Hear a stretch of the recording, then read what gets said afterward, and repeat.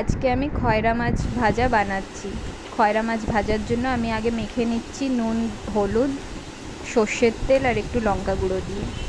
খয়রা মাছ ভাজা এবং ডাল ভাত দুপুরের দিনে খুবই ভালো লাগে।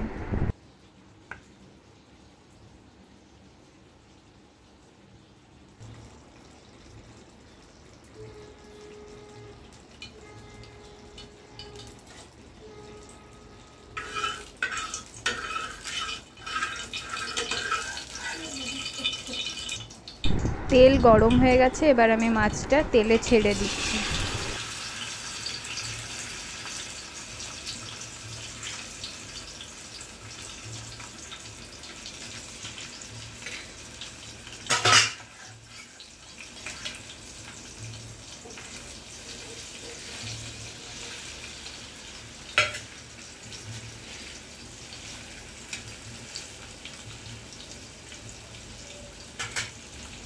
মাছটা এবার উল্টিয়ে নিচ্ছি।